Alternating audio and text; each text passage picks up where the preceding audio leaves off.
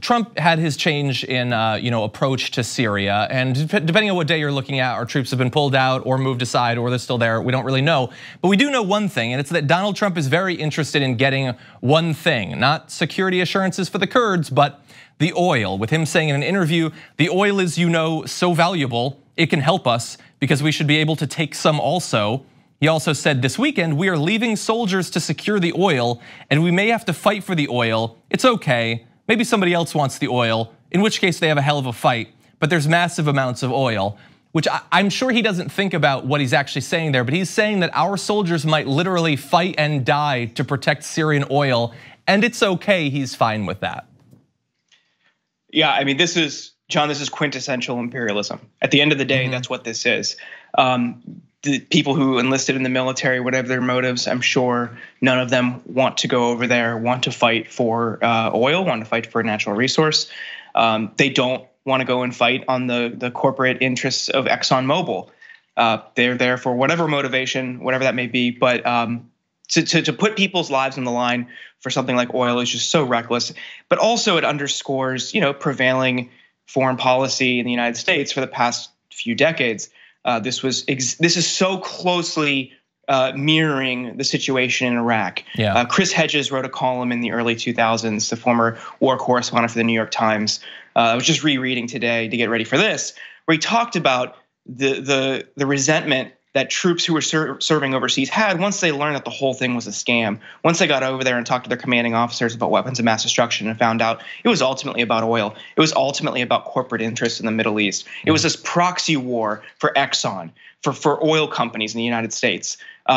This is imperialism, but at the end of the day, we see people on Fox justifying it. We see people in the right wing defending it. Every step of the way, they are in lockstep.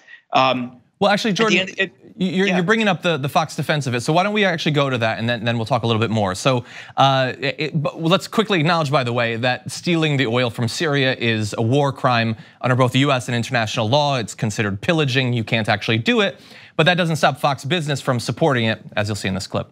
The president's talking about making a deal with ExxonMobil to tap into Syrian oil reserves. Yeah, we're gonna have to get more details on that. I mean, as we all watch the announcement, then the question and answer period, I think essentially what the president is saying, it's kind of crazy that we've spent trillions of dollars, that we lost all these amazing, valuable lives to protect a region of the world where the biggest asset is oil, and we never tap into it or we never use it to alleviate some of our economic pressure. How something like that would work, it remains to be seen. He kind of threw it out there. He said perhaps we could make a deal with Exxon, one of our great American companies, to go in there and do this properly. So right. And then he talked about spreading the wealth. In other words, it wouldn't be the United States is in the Middle East just to take the oil for ourselves. But I think the idea is to sort of alleviate the economic issues that come with policing that part of the world.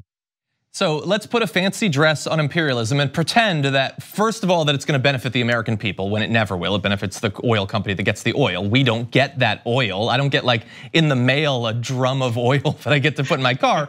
And two, that it's gonna benefit other governments in the region. I kind of doubt those two things. What do you think?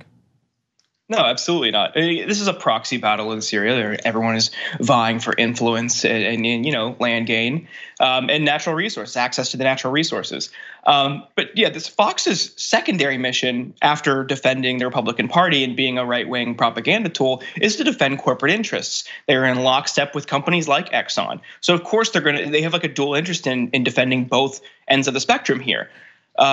Just as you mentioned, in this segment that this is a war crime, this is pillaging, and here's Fox defending it. I mean, whether it's waterboarding or stealing oil, Fox will defend it. They don't care. They have no conscience. And this is something that Trump has talked about for years. He talked about it with Iraq. There's countless tweets and comments from him on the record saying, the United States was stupid not to take Iraq's oil. Yeah.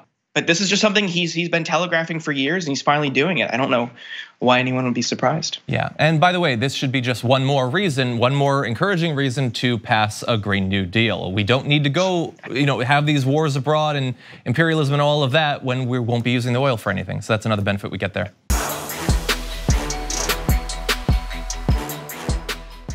Check out the Damage Report podcast each day, wherever you get your podcasts, whether Pocket Casts or Stitcher or iTunes.